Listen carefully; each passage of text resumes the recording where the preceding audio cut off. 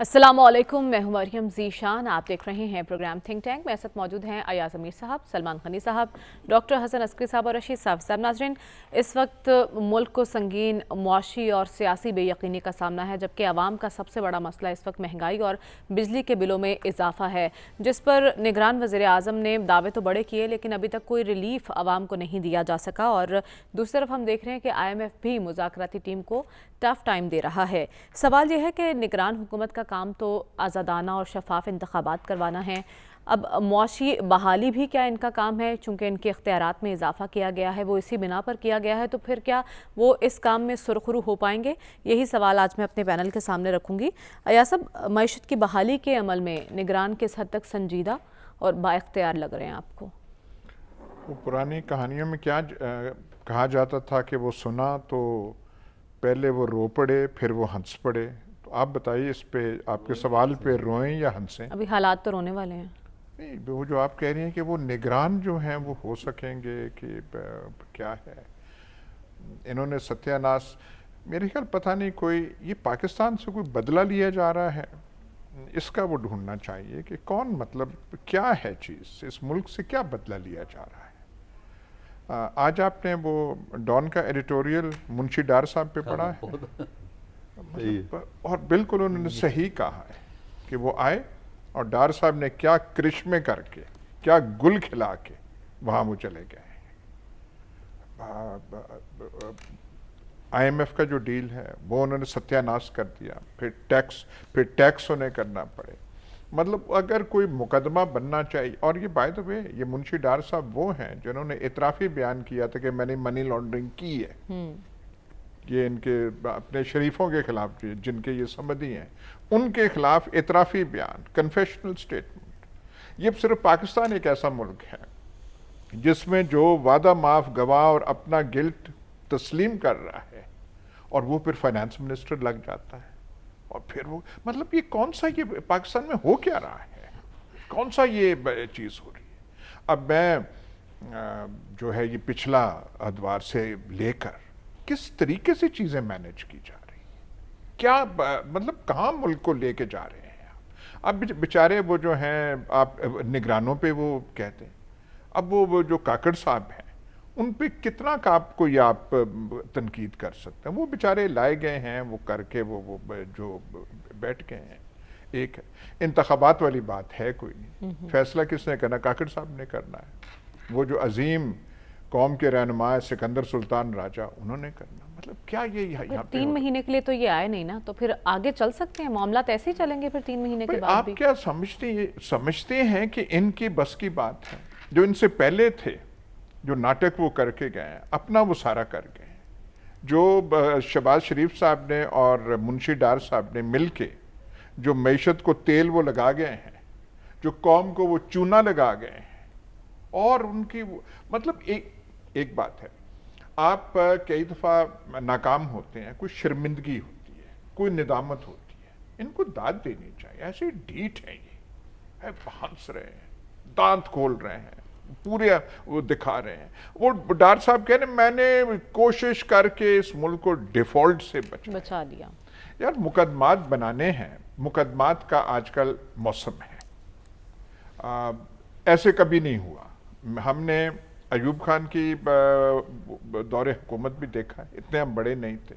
उसके बाद हमने कई देखे हैं, मुकदमात देखे हैं, गिरफ्तार होते, जो आजकल कानून के नाम पर और मुकदमात के नाम पर जो हो रहा है ये कभी पहले नहीं हुआ। ठीक है, पाकिस्तान की 76 साल तारीख में जो अंग्रेज हम कहते हैं, अंग्रेजों में तो कभी ऐसे नहीं हुआ था। भाई अंदर किया, जमानत वगैरह जो भी है, कानूनी प्रोसेस पूरा हुआ, वो बाहर आ गई। ये वाला नहीं होता ना, तो आपसे मईशत संभाली जा रही है। ठीक है, आप कह रहे हैं जो हालात अब देख रहे हैं वो पाकिस्तानी 70-75 साल तारीख में ऐसे हालात नहीं देखे। लेकिन सलमान साहब, बात हो रही है निगरानों की और आवाम को रिलीफ देने की। IMF टफ टाइम दे रहा है इन्हें भी, तो वो जो रिलीफ का वादा किया जा रहा है वो वफा हो सकेगा? देखिए, एक बात तो जो कही गई है कि पाकिस्तान की सियासी तारीख में ऐसे नहीं हुआ कि मुकदमा, लेकिन पाकिस्तान की सियासी तारीख में ऐसे भी नहीं हुआ कि किसी पॉलिटिकल फोर्स ने इस तरह रियासत या रियासती इदारों को टारगेट किया हो। آپ اپنی ساری 74 سالہ ہسٹری اٹھا کے دیکھ لیں. دیکھیں ریزرویشن کا اظہار لوگ کرتے تھے پولیٹیکل پارٹیز ڈیموکریسی کے لیے, اور اب تو پاکستان کے عوام نے دیکھا کہ کہاں تک گئی ایک پولیٹیکل پارٹی, اور اس لیے یہ ساری صورتحال طاری ہوئی. اور میں تو سمجھتا ہوں دیکھیں بات یہ کہ جو قانون پہ اثر انداز ہوتا ہے, پاکستان کا بڑا مسئلہ قانون کی حاکمیت ہے, اور یہ 9 مئی کے واقعات ان کے دور میں ہوئے جو پاکستان کے اندر سب سے زیادہ, جو مغرب کی مثال دیتے تھے کہ مغرب میں اس لیے ترقی ہے, خوشحالی ہے کہ وہاں پر قانون کی حاکمیت قائم ہے. تو یہ ہوا. اب آ جائیں, آپ نے جو بات کی ہے کہ جی نگران جو ہیں کیا وہ کوئی ڈیلیور کرنے کی پوزیشن میں ہے. دیکھیں ایک بڑی دلچسپ سی بات ہے, میں سوچ رہا تھا کہ نگرانوں کے آنے سے پہلے جب نگرانوں کو اختیارات کی بات ہو رہی تھی وہ کیوں تھی, کہ لوگ کہہ رہے تھے کہ ماضی کے اندر نگران گورنمنٹ ہے, پروفیسر صاحب بھی نگران رہے ہیں, کبھی نگرانوں کا اتنا رول نہیں تھا. اس کا مطلب انہیں پتہ تھا کہ حالات کا رخ کیا ہے. اور میں پہلے بھی کہہ چکا ہوں, آج بھی کہتا ہوں کہ قومی ایشوز پر آپ نگرانوں کو جواب دہ نہیں بنا سکتے, اس لیے کہ وہ جس کام کے لیے آئے ہیں, اور وہ کیا ایک پولیٹیکل پارٹی ہے یا ان کے پاس کوئی ایک ایجنڈا ہے یا ان کے پاس ایک پروگرام ہے کہ ان کے اندر یکسوئی ہے یا سنجیدگی ہے. دیکھیں بات یہ کہ اس میں بیوروکریٹس ہیں, اس میں ٹیکنوکریٹس ہیں, اس میں کچھ سیاسی لوگ ہیں, جو نگران پرائم منسٹر ہیں وہ تو سیاسی کارکن ہیں. بات یہ کہ انہیں ہم جواب دہ نہیں بنا سکتے. البتہ ایک بات, کچھ دیر پہلے میں نے ہمارے جو وزیر اطلاعات ہیں ان سے میں نے بات کی ہے, میں نے کہا جی یہ جو مایوسی اور بے یقینی ہے, انہوں نے کہا کہ یہ بھی ایک تاثر دیا جا رہا ہے کہ ہم پاکستانی ہیں, ہم بھی لوگوں کے اندر رہتے ہیں, ہمیں پتہ ہے کہ لوگوں کی مشکلات ہیں.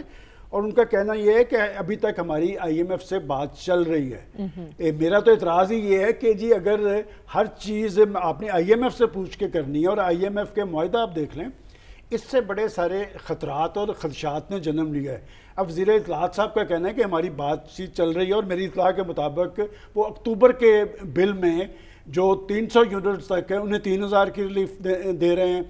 اور جو 60-70 ہزار کا بل آئے گا اس کو بھی 7-8 ہزار کی. لیکن بات یہ کہ یہ کوئی حل نہیں ہے, جیسے قسطیں کوئی حل نہیں ہے, اونٹ کے منہ میں زیرہ. میں وہی بات کر رہا ہوں. دیکھیں چلے نگران اگر یہ دے رہے ہیں تو ہمیں یہ بھی تو کہنا چاہیے یہاں تک صورتحال پہنچی کیوں. دیکھیں دنیا کے جمہوری معاشروں میں جو پولیٹیکل پارٹیز ہوتی ہیں کسی پروگرام کے تحت آتی ہیں, اور اس پروگرام کے تحت انہوں نے لوگوں کو ریلیف مہیا کرنا ہوتا ہے, گورننس کو یقینی بنانا ہوتا ہے, معاملات آگے چلانے ہوتے ہیں.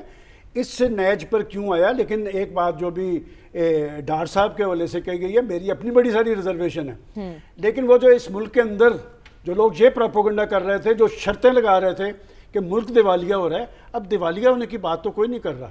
اب پاکستان کو سری لنکا بنانے کی بات کوئی نہیں کر رہا, لیکن لوڈ انہیں پہ آنا چاہیے. دیکھیں بات یہ میں نے کل بھی کہا تھا, میں آج بھی کہتا ہوں کہ جو منتخب حکومتیں ہیں ذمہ دار وہ ہیں, نگران حکومت ذمہ دار نہیں ہے. اور اگر پاکستان کی منتخب, آپ کے پاس سامنے ایک تجربہ ہے 5 سال کا, تو پھر نگرانوں کا جواز ہے 3 ماہ سے زیادہ رکنے کا؟ وہ جواز ہے یا نہیں, اس میں یہ ایک خالصاً آئینی اور قانونی معاملہ ہے. میرے سے پوچھیں گے اصولی بات تو یہی ہے کہ جی 90 دن کے اندر الیکشن ہونا چاہیے. اور یہ فیصلہ کس نے کیا ہے بھائی؟ یہ ہم نے تو, جرنلسٹوں نے تو نہیں کیا, یہ سول سوسائٹی نے تو نہیں کیا, یہ آپ کی پارلیمنٹ کے اندر ہوا ہے اور پولیٹیکل فورسز نے بیٹھ کے کیا ہے. اور بات یہ کہ الیکشن ہی حل ہے, اور میں سمجھتا ہوں کہ جب تک پاکستان کے اندر ایک مؤثر حکومت قائم نہیں ہوگی, یہ جو سارے ایشوز ہیں, یہ سلگتے ایشوز ہیں, عام آدمی کے ایشوز ہیں, یہ بجلی, پٹرول اور گیس, آپ اس کی قیمتوں میں اضافہ کریں گے تو پوری اشیاء ضروریات کی قیمتوں میں آگ لگے گی, اور آگ لگی نظر آ رہی ہے. اور ایک اور بات میں جو کہہ رہا ہوں, جو پروفیسر صاحب اکثر کہتے ہیں کہ یہ گورننس کے ایشوز ہیں, بات یہ کہ قیمت آپ پٹرول کی بڑھا رہے ہیں اور عام دکاندار بیٹھ کے خود ہی اپنی قیمتیں بڑھاتا چلا جا رہا ہے. اس کا مطلب اب کیا ہمارے ملک جو ہے یہ گورنیبل بھی نہیں رہا, کوئی جواب دہ بھی نہیں ہے. اور جیسے ہم پہلے کہہ رہے تھے کہ جی بات یہ کہ ہمیشہ اس طرح کی کیفیت میں جو پریشان حال لوگ ہیں ان کی آواز تو پولیٹیکل فورسز بنتی ہیں. پولیٹیکل فورسز کہاں ہیں یہ کسی کو نہیں پتا. لیکن جماعت اسلامی نے ایک بیڑا اٹھایا ہوا, اس پر ہم آگے جا کے بات کرتے ہیں. لیکن ڈاکٹر صاحب ابھی اختیارات کی بات ہو رہی ہے نگرانوں کے, جو اضافہ کیا گیا ہے اس اضافے کے تحت کیا نگران حکومت معاشی بحالی میں کوئی کردار ادا کر سکتی ہے؟ دیکھیے اول تو آپ کو غلط فہمی ہے کہ جو اختیارات ان کے بڑھائے گئے ہیں وہ صرف انٹرنیشنل ڈیلنگ کے حوالے سے ہیں, اور اندرونی طور پر کوئی ان کے اختیارات میں اضافہ نہیں ہوا ہے. یعنی کہ وہ لانگ ٹرم فیصلے اگر کرنے پہ آئیں تو ان پہ پابندی ہے، لیکن اب بیچارہ کیئر ٹیکر کریں کیا؟ آئے تھے 3 مہینے کے لیے الیکشن کرانے کے لیے، اب اگر وہ نہیں ہو رہا ہے الیکشن تو اب اپنے آپ کو بزی تو کہیں نہ کہیں رکھیں گے نا، تو کہیں تھیٹروں کے پیچھے پڑے ہوئے ہوں گے، کہیں وہ کچھ اور کام کریں گے، کچھ رعایت دینے کی کوشش کریں گے۔ میرا نہیں خیال کہ جتنا بڑا چیلنج ہے اس وقت وہ کیئر ٹیکر گورنمنٹ کوپ کر سکے، اور کیئر ٹیکر گورنمنٹ کو اتنا کرٹیسائز کرنے کی ضرورت بھی نہیں ہے، کیونکہ جو ان کے چیلنج ان کے گلے آ پڑے ہیں وہ اتنے زیادہ پیچیدہ ہیں کہ میرا نہیں خیال کہ یہ ان کو ڈیل کر سکیں گے، اور یہ کیئر ٹیکر آئے ہی نہیں اس مقصد کے لیے۔ لیکن پاکستان کی خوبی یہ ہے کہ کوئی بھی ادارہ آپ بنا دیں اس کا آپ شکل و صورت بگاڑ دیں گے۔ کیئر ٹیکر کا جو انسٹیٹیوشن آپ نے انٹروڈیوس کیا تھا وہ ایک خاص محدود مقصد کے لیے کیا تھا، اب آپ نے کسی اور راستے پہ چلانے کی کوشش کر رہے ہیں، اب کہہ رہے ہیں کہ وہ بجلی کا کریں، وہ آئی ایم ایف سے ڈیل کریں۔ ٹھیک ہے، آئی ایم ایف سے ڈیل کرنے کا اب انہیں اختیار ہے، لیکن آپ کو ایک چیز سمجھ میں آنی چاہیے کہ آئی ایم ایف آپ سے یہ کہے گا، اگر آپ بجلی کے بل کم کرنا چاہتے ہیں، آئی ایم ایف کہے گا کہ آپ کو متبادل پلان دے دینا، جو ٹیکس آپ کم کر رہے ہیں اس کا ایک متبادل پلان دیں کہ آپ یہ کمی کہاں سے پوری کریں گے۔ وہ ان کے پاس ہے کوئی نہیں۔ اور دوسرا یہ ہے کہ جو بجلی کے جو بل ہیں نا، یہ عوام کو سزائیں مل رہی ہیں ڈسٹریبیوشن کمپنی کی نالائکیوں کی وجہ سے۔ دیکھیے یہ جو لائن لاسز ہیں 3 سے 4% تو آپ ان کو چھوڑ سکتے ہیں کیونکہ وہ ہوتے ہیں، لیکن ہمارے 20% سے زیادہ لائن لاسز ہیں۔ میرے نزدیک یہ جو 3% سے یا 4% سے زیادہ لائن لاسز ہیں وہ ان کی تنخواہوں سے کاٹے جائیں جو ڈسٹریبیوشن کمپنی کے افسر اور عملہ ہے، کیونکہ افسر اور عملے کی کوآپریشن کے بغیر چوری نہیں ہو سکتی۔ نہیں، چوری اس کے علاوہ نہیں، دو چیزیں، ایک لائن لاسز ہے، ایک چوری ہے، اور یہ بعض اکٹھے ہو جاتے ہیں۔ اچھا آپ یہ دیکھیں نا، کبھی آپ اپنے گلی کے اندر یا علاقے میں دیکھیں تاروں کے گنجل سے لگے ہوئے ہوتے ہیں، وہی تو لائن لاسز کرواتے ہیں۔ وہ کیا میں لگاتا ہوں یا وہ جو گھر والے لگاتے ہیں، یہی لوگ لگاتے ہیں۔ تو میرے نزدیک 3% سے زیادہ چوری، 3% سے زیادہ جو لائن لاسز ہیں وہ ان کی تنخواہوں سے کاٹے جائیں، جو جتنے بھی یہ ڈسکوز ہیں نا، یہ ڈسٹریبیوشن کمپنیز ہیں، ان کے تنخواہوں سے کاٹے جائیں تاکہ ان کو پتہ لگے کہ یہ جو فائدے اٹھاتے ہیں وہ فائدوں کی قیمت ان کو دینی پڑے۔ آپ ان کے تنخواہوں سے کاٹیں، دیکھیے آپ کے لائن لاسز کم ہو جائیں گے، آپ کی بجلی کی چوری کم ہو جائے گی۔ لیکن چونکہ ہم نے یہ فیصلے کرنے نہیں ہیں، ہم یہ کر نہیں سکتے، لہٰذا عوام کو پیس دو۔ پھر یہ ہے کہ آپ اپنے بل پہ جو انکم ٹیکس لگانا شروع کیا ہے اتنے ٹیکسز کے علاوہ، وہ 25,000 سے اوپر بل ہو تو آپ پہ ٹیکس لگا دیتے ہیں۔ یہ کس کے آرڈر سے ہوا ہے؟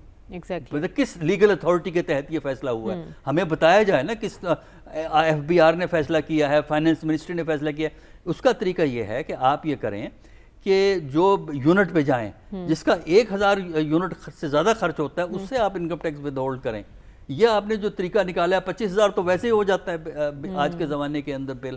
تو میرا خیال ہے کہ عام لوگوں کی کھال نہ کھینچیں، جو لوگ ذمہ دار ہیں ان کو پکڑیں، اگر آپ ان کو کنٹرول نہیں کر سکتے، اسی طرح مارکیٹ کا ہے، اور جو کرنے والا کام ہے وہ کریں۔ نہیں، وہ نہیں کرنا، کیونکہ وہ اس لیے نہیں کرنا کہ اس کا فائدہ انہی لوگوں کو ہوتا ہے جنہوں نے فیصلہ کرنا ہے۔ ایگزیکٹلی، اپنے مفادات سے بالا تر ہو کر سوچنے کی ضرورت ہے۔ صافی صاحب، ایک چیلنجنگ سچویشن ہے، کیا نگران سرخرو ہوں گے اس ماحول میں؟ دیکھیں، نگران تو کیا، اگر یہ کوئی منتخب حکومت بھی ہوتی تو شاید جو کرائسس جس نہج پہ پہنچے ہیں تو اس سے ان کا سرخرو ہونا تو بہت مشکل کام ہے۔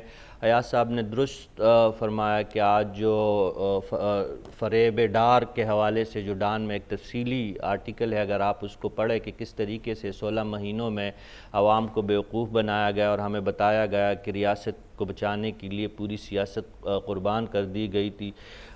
ہمیں نہیں پتا کہ وہ کون سی ریاست ان کا جو ہے بچنے کا جو ان کا ایک ایجنڈا تھا، وہ اگر ہم عوام ریاست کا حصہ ہے تو ہم تو پس رہے مہنگائی کی تناظر میں۔ اگر ہم بات کریں تو اگر ڈار صاحب نے اپنی کوئی ریاست بچائی ہو جو اس وقت بچی ہوئی ہے، شاید لندن میں جو بیٹھے ہیں وہاں پہ اس ریاست کو شاید مسئلے مسائل ہے، لیکن ڈار صاحب کو لندن میں کوئی مسئلے نہیں درپیش، تو وہ تو سمجھ میں آنے والی بات ہے.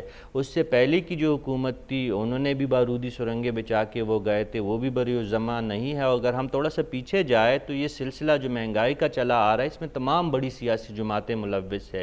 ایک جماعت جو سندھ کی جماعت ہے یعنی پاکستان پیپلز پارٹی, جن کی اکثریت عمومی طور پر سندھ ہی میں ہوتی ہے, ان کو گلہ ہے کہ آج کل ان کی جو لیڈرشپ ہے ان کے خلاف کرپشن کے بے جائے الزامات لگائے جا رہے ہیں, اور ان کے لیڈروں سے جو گھروں سے پیسے برآمد ہونے کی جو باتیں ہیں وہ ساری غلط ہے. اگر غلط ہے تو واقعی بہتان تراشیہ اور الزام تراشیہ نہیں ہونی چاہیے اور مقدمات ہونے چاہیے, اور کلی عدالتوں میں اس حوالے سے فیصلے اور مقدمے ہونے چاہیے. اگر کسی کی ویسی کردار کشی کی جا رہی ہے چاہے وہ جس جماعت سے بھی, تو اچھی بات نہیں ہے. لیکن ذمہ دار یہ ہے, یہ رینٹل پروجیکٹس شروع کرنے والے, یہ مہنگی بجلی پاکستان لانے والے. اب دیکھیے کیپیسٹی پیمنٹ کا جو ایک جو معاہدہ ہے گورنمنٹ آف پاکستان وابڈا کا اور جتنی بھی ڈسکوز ہے ان کا, کہ آپ بجلی پیدا کریں اور وہ بجلی استعمال ہو یا نہ ہو اس کی قیمت جو ہے وہ صارفین سے وصول کر کے ادا کی جا رہی ہے ان لوگوں کو, ان کمپنیز کو جو چند یہاں پہ بیٹھے ہیں پاکستان میں. تو یہ کہاں کا انصاف ہے؟ اور جس طرح یہ لائن لاسز کی بات کی گئی, یہ باقی جو سارے مسئلے ہیں یہ اپنی جگہ پہ ایک بہت بڑا مسئلہ ہے. بجلی چوری مسئلہ ہے, ایسے ایسے شہر پاکستان میں موجود ہے جہاں پہ 80% بجلی چوری ہو رہی ہے. میں کوئی قبائلی علاقہ جات کی بات نہیں کر رہا, میں بلوچستان کی بات نہیں کر رہا, میں بڑے بڑے جو شہر ہے وہاں پہ بھی جو خود وابڈا کے اہلکار ہے, جو ٹیسکوس کے اہلکار ہیں, ان کے ریکارڈ کے مطابق 80% تک بجلی چوری ہو رہی ہے. اب آتے نگرانوں کا یہ مینڈیٹ ہی نہیں ہے, نہ کام ہے کہ وہ آپ کو ریلیف دیتے پھرے. جس کام کے لیے وہ آئے ہیں اللہ کرے کہ وہ اس کو پورا کرنے میں وہ کامیاب ہو جائے, یعنی بر وقت انتخابات کروائے. بر وقت تو اب نظر نہیں آ رہے, لیکن زیادہ پرولانگ کرنا, اگر اس میں نگران اپنا رول ادا کریں گے اور پرولانگ کریں گے اور جلد انتخابات نہیں کروائیں گے تو پھر یہ لوگ بھی قوم کے مجرم ہوں گے. مہنگائی کے مجرم ہم تسلیم کرتے ہیں کہ کاکڑ صاحب اور اس کا کابینہ نہیں ہے, لیکن کم از کم اس وقت حکومتی مشینری ان کے نیچے ہے, وہ پرائس کنٹرول کر سکتے ہیں, وہ جو مروجہ جو نظام ہے اس میں ٹیکس نیٹ کو بڑھا سکتے ہیں. سراج الحق لالہ فرما رہے ہیں کہ ان کی کال پہ 80 لاکھ دکانداروں نے شٹر ڈاؤن کیا ہے. تو سراج الحق صاحب ان 80 لاکھ دکانداروں میں سے بھی ان سے بھی یہ سوال کرے جو صرف 5-6 لاکھ سے زائد معمولی ٹیکس دینے والے دکاندار اور تاجر اس میں رجسٹرڈ ہے. اگر یہ 80 لاکھ دکاندار اور تاجر پورا ٹیکس نہیں صرف 25% 20% بھی ادا کرنے پہ راضی ہو جائے تو ہم IMF کے سامنے بھی جولی نہیں پھیلائیں گے, اور ہم مہنگائی اور یہ جو ہم رونا رو رہے ہیں کہ ہر چیز مہنگی ہے, چین کی انتخابات کروانا ہے, لیکن بر وقت انتخابات ہوتے ہمیں نظر نہیں آ رہے. یا سب انتخابات کی فضا تو بنتی دکھائی نہیں دے رہی, لیکن ملاقاتیں بڑی زور و شور سے ہو رہی ہیں. آج مریم نواز سے امریکی سفیر کی ملاقات ہوئی, اس سے پہلے چیف الیکشن کمشنر سے امریکی سفیر کی ملاقات ہوئی. انتخابات کے حوالے سے امریکی سفیر کیوں اتنے ایکٹیو دکھائی دے رہے ہیں اس معاملے میں؟ جانے دیں امریکی سفیر کو, امریکہ کی بات آپ پوری آپ کریں گے تو آپ کرنے نہیں دیں گی. اب امریکہ جو آپ کرے گا, یہی ایڈمنسٹریشن تھی جو بائیڈن کا. شاید ویسے ایک میں آپ کو بات بتا دوں, اگلا امریکی صدر ڈونلڈ ٹرمپ ہے. اچھا, ہاں یہ میں آج آپ بتا رہا ہوں. اور شاید ڈونلڈ ٹرمپ کے آنے سے کچھ ہمارے اندرونی سیاست پہ بھی اثر پڑے. یہ جو بائیڈن ہے نا, انہوں نے ان کو تھا کہ روس کیوں گئے اور یہ کیوں گئے اور وہ کیوں گئے. بہرحال یہ سال جو ہے امریکی الیکشن کو بھی ایک سال ہے, یہ ہمارے لیے مشکل ہوگا. لیکن مسئلہ اب بجلی کے بلوں اور مہنگائی سے آگے جا چکا ہے. جو اسلام آباد میں وہ جلسہ ہوا تھا جس میں ایمان مزاری اور وہ علی وزیر گرفتار ہوئے تھے, اس کے آپ نے نعرے سنے تھے کس قسم کے تھے؟ یہ جو گلگت بلتستان میں 2-3 دن ہوا ہے وہاں کیا نعرے لگ رہے تھے؟ اب یہ فضا ایک ایسی مطلب کیوں بننے دی گئی؟ یہاں پہ پاکستان کو اب بجلی کے بلوں اور صرف مہنگائی تک کی ہوتا تو ہم کہتے ہیں چلیں ٹھیک ہے, کوئی اچھا اکنامکس یا فائنانس منسٹر آئے گا تو کچھ ٹھیک ہو جائیں گے. وہ جو انگریزی کا لفظ ہے ایگزسٹینشل, وجود, پاکستان کو اپنے وجود کی جنگ کا سامنا ہے. ہمیں کوئی پتہ ہے کہ آس پاس ہمارے بارے میں کیا کہا جا رہا ہے, ہندوستان میں کیا کہا جا رہا ہے. میں نے تو آج وہ ایک وہ اس پہ یہ کیا کہتے ہیں یہ سوشل میڈیا پہ پڑھا، وہ پتہ نہیں جینوین ہے یا فیک ہے، کہ افغانستان کی فارن منسٹری ایڈوائزری دے رہی ہے کہ پاکستان کے حالات خراب ہیں تو افغان سٹیزنز وہاں پہ نہ جائیں. جیسے وہ امریکی اور کینیڈینز اور یہ ویسٹ یورپینز نہیں کہتے کہ جی ہم کہتے ہیں وہاں گلگت بلتستان نہ جائیں، وہاں نہ جائیں. اگر وہ جینوین ہے تو وہ افغانستان کی فارن منسٹری کہہ رہی ہے کہ جو ہے پاکستان جانا ہو تو احتیاط سے آپ جائیں. ابھی ہم آ رہے تھے تو کوئی کرکٹ ٹیم نے آنا تھا یہاں پہ اس مال روڈ پہ، پورا شہر بند. وہ یہ کون سی سیکیورٹی ہے، کون سے میچز ہیں، ہو کیا رہا ہے؟ یہ وجود کی جنگ ہے، ٹھیک ہے، پاکستان کی وجود کی جنگ ہے. خدا را ہم تو ہاتھ یہ ڈرتے بھی ہیں، زیادہ بول بھی نہیں لیکن آپ نے سکتے، سوشل میڈیا کی بات کی، وہاں التجا کر رہے ہیں اور خدا کے authenticity کا سوال ہے، واسطے بڑی ملک کو خبریں فیک بچائیں. چل رہی ہوتی ہیں سوشل میڈیا پہ. لیکن سلمان غنی صاحب، ہم بات کر رہے ہیں انتخابات کی فضا بنتی دکھائی نہیں دے رہی، لیکن ملاقاتیں ہو رہی ہیں. ان ملاقاتوں کا مقصد کیا دکھائی دے رہا ہے؟ ایک تو شکر کر رہے ہیں کہ ایاز صاحب پہنچ گئے ہیں، اور وجہ کرکٹ ٹیم ہے. بالکل بہت مشکل، میں خود بہت مشکل پہنچا ہوں. تو وجہ بھی معلوم ہے. دیکھیں وہ جو بات کر رہے تھے یہ بات بڑی بنیادی ہے اور بڑی زیادہ سنجیدگی کی حامل ہے کہ یہ صورتحال کیوں طاری ہوئی پاکستان کے اندر. ہم یہ بات تو کرتے ہیں کہ پاکستان کے حالات یہاں پر پہنچ گئے اور جن لوگوں کی وجہ سے پہنچے ہیں. ابھی پروفیسر صاحب جب ذکر کر رہے تھے لائن لاسز کا اور چوری کا بجلی کا، کچھ طبقات ایسے ہیں کہ انہیں بھی شامل ہونا چاہیے. دیکھیں جب قوم قربانی دے رہی ہے، لوڈ ان پہ آ رہا ہے، تو بہت سارے طبقات ایسے ہیں جو فری بجلی انجوائے کرتے ہیں. اور ہم یہاں پر آفیسز میں جا کے دیکھتے ہیں کہ آفس ٹائم کے بعد بھی وہاں پر اہلکار ان کے صوفوں پہ لیٹے ہیں، اسی چل رہے ہیں. تو بات یہ کہ سب کو اپنی اپنی ذمہ داری کا احساس ہونا چاہیے. آپ نے کہا کہ الیکشن کی فضا، بہت ویلڈ کویسچن ہے. کیا وجہ ہے کہ ہم سارے بیٹھ کے، کوئی کہہ رہا ہے الیکشن 90 روز میں ہونا چاہیے، کوئی کہہ رہا ہے جنوری میں، کوئی کہہ رہا ہے فروری میں. تو کیا پاکستان کے شہروں میں، قصبات میں، دیہاتوں میں کوئی الیکشن کی فضا موجود ہے؟ یہی تو بنیادی بات ہے کہ جی جن کے لیے آپ الیکشن کی فضا بناتے ہیں، اور پاکستان کے عوام تو اپنا حق رائے دہی آ کے ان کے لیے استعمال کرتے ہیں کہ لا کے انہیں، چونکہ رنگ برنگے سے نعرے ہوتے ہیں بڑے پرکشش کہ پاکستان کے اندر آئیں گے، بڑی تبدیلی لے کے آئیں گے، لوگوں کو ریلیف ملے گا، گورننس کے خواب کو یقینی بنائیں گے، 1 لاکھ گھر بنا دیں گے، 1 کروڑ نوکریاں دے دیں گے. اور پھر آپ جب مسجد اقتدار پہ پہنچتے ہیں تو پھر ڈائریکشن پاکستان کے عوام کی طرف نہیں ہوتی، پھر ادھر ہوتی ہے جس کی طرف انہوں نے اشارہ کیا ہے کہ انہوں نے کہا کہ میں بات نہیں کرنا چاہتا. امریکہ اتنا انٹرسٹڈ کیوں ہے؟ یہ بات بڑی ویلڈ ہے. آپ نے 2 کا تو بتا دیا، وہ پاکستان کے پریزیڈنٹ صاحب سے بھی ملے تھے. پریزیڈنٹ صاحب سے وہ غالباً 1 گھنٹہ پونا گھنٹہ ملے تھے. الیکشن کمشنر صاحب سے وہ 2 گھنٹے ملے ہیں. آج مریم نواز صاحبہ سے بھی ملاقات ہوئی ہے. ہو سکتا ہے باقی پارٹ. دیکھیں ایک بات آپ ان کے حوالے سے کہ وہ ڈیموکریٹک کنٹری ہے، اور جیسے ٹرمپ کا حوالہ دیا اور ایاز صاحب نے تو آج پیشین گوئی کر دی ہے کہ وہ ٹرمپ آ رہا ہے، لیکن یہ سٹیٹس جو ہے نا یہ ٹرمپس کی مکمل نہیں ہو سکتی.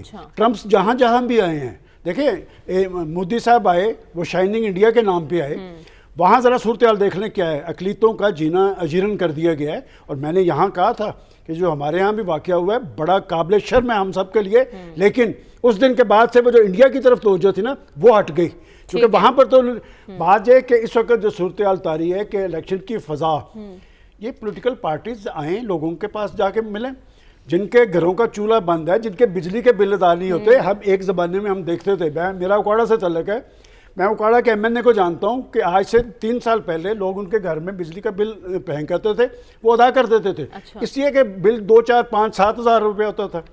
اب وہ بیچارے کھانا کھلائیں، بچوں کو کھلائیں، گھر چلائیں یا پھر بجلی کا بل ادا کریں.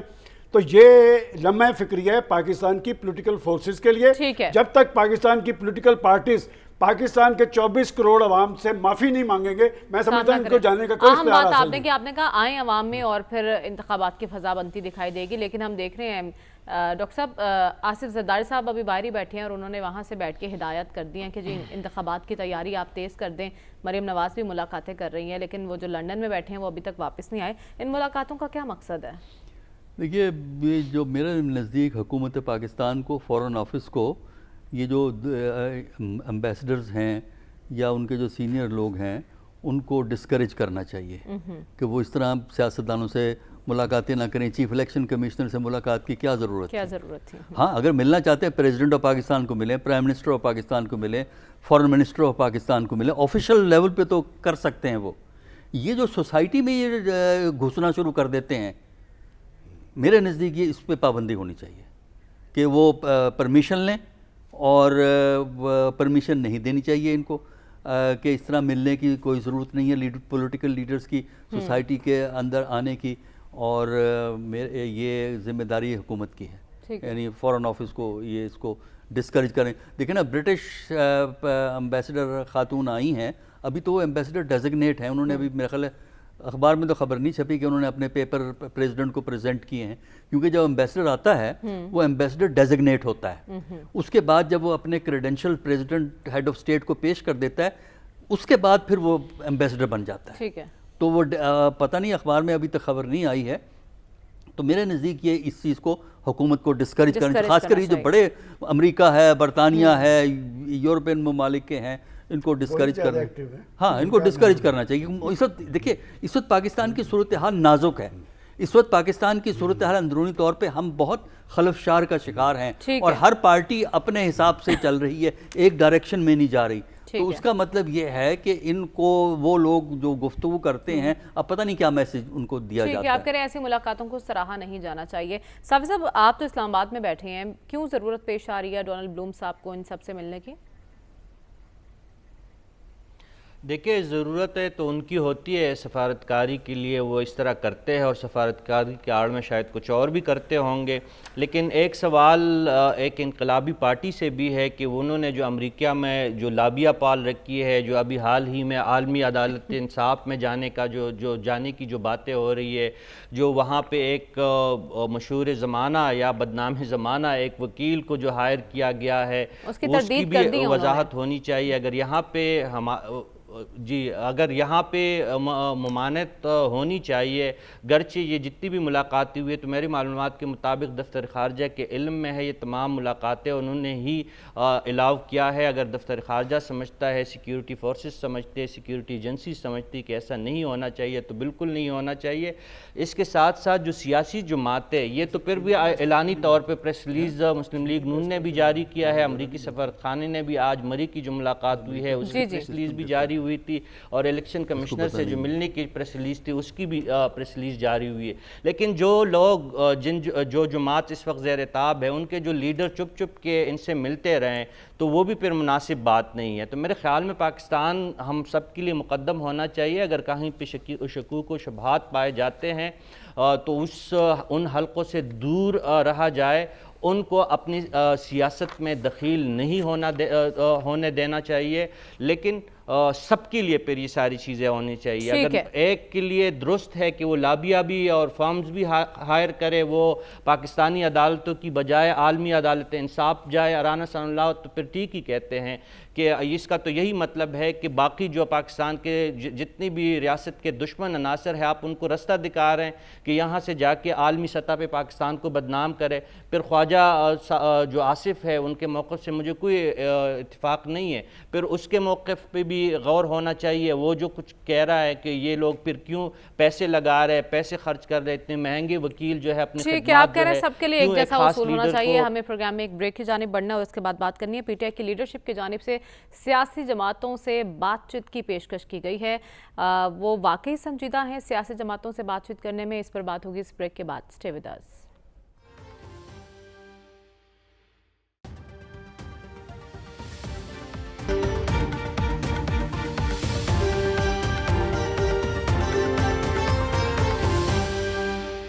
ویلکم بیک ناظرین. چیئرمین تحریک انصاف سیاسی جماعتوں سے بات چیت کے لیے تیار ہیں. ان کے وکلاء کی جانب سے گفتگو کی گئی ہے. ان کا کہنا ہے کہ بات چیت صرف الیکشن کے معاملے پر ہوگی. تو ایاز صاحب, یہ پیشکش کیا ظاہر کرتی ہے, اور اس موقع پر بات چیت کا عندیہ دینا کیا درست ہے؟ ایک تو اس طریقے سے بات وہ نہیں ہوئی. آپ خود بھی کہہ رہی ہیں کہ وکیلوں نے کہا ہے کہ وہ ہے صرف یہ ظاہر کرنے کے لیے کہ ریسپانسبل لیڈر ہیں, ملک کے جو حالات ہیں اس کا ادراک ہے, اور الیکشن کی طرف جانا چاہیے. اب جب ہم کہتے ہیں سارے یہاں بیٹھ کے جی حل الیکشن ہے، حل الیکشن ہے، وہ کوئی بات کریں تو آپ کہتے ہیں جو عندیہ اس وقت دینا چاہیے یا نہیں دینا چاہیے. ٹھیک ہے. پھر یہ بھی آپ دیکھ لیں کہ وہ جن کی طرف سے یہ منسوب ہے یہ خبر، وہ بیٹھے کہاں پہ ہیں، اس سارے ماحول کا آپ ذکر کر سکتے ہیں. ٹھیک ہے. ان کے اور پارٹی کے لوگ کہاں بیٹھے ہوئے ہیں، عدالتوں میں ان کے ساتھ کیا ہو رہا ہے، مقدمات پہ مقدمات کیا ہو رہا ہے، وہ ساری گفتگو ہم کیا کھل کے کر سکتے ہیں. تو یہ سارا لیکن ابھی تو ان کے وکلا کی جانب سے بات کی گئی نا، وقت کم ہے، مجھے آگے بڑھنا ہے. سلمان صاحب، حافظ حمداللہ صاحب نے اس پہ کمنٹ کیا ہے کہ جس طرح کے بیانات ان کے وکلا دے رہے ہیں یہ تو این آر او کی بھیک ہے. کیسے لگ رہا ہے آپ کو؟ دیکھیں، میں حافظ حمداللہ صاحب کی بات نہیں کروں گا. ہم یہاں پر یہی بات کرتے رہے کہ سیاست کے اندر ڈائیلاگ جو ہوتی ہے وہ بنیادی چیز ہوتی ہے، کہ اگر سیاست کے اندر ڈائیلاگ ہوتا، مل بیٹھ کے مسائل کا حل نکالا جاتا تو پاکستان اس نیچ پہ نہ کھڑا ہوتا. جب آپ ایک دوسرے کو چور، ڈاکو اور کیا کیا گردانیں گے تو پھر کس طرح بیٹھا جائے گا. یہ تو پیشکش سب سے پہلے شہباز شریف صاحب نے ان کو کی تھی. آپ کو یاد ہے، انہوں نے کہا تھا سیاست اپنی جگہ، میں صلح کا ہاتھ بڑھاتا ہوں کہ ہمیں کم از کم معیشت پہ بات کرنی چاہیے. تو میں سمجھتا ہوں کہ سیاستدانوں کا سیاسی بات چیت کرنا ایک خوش آئند امر ہے. اس میں وہ کس حد تک سنجیدہ ہیں یہ شاہ محمود قریشی صاحب سے پوچھیں. ٹھیک ہے، ڈاکٹر صاحب سے بھی جانوں گی، لیکن اس بریک کے بعد اسٹے ود اس.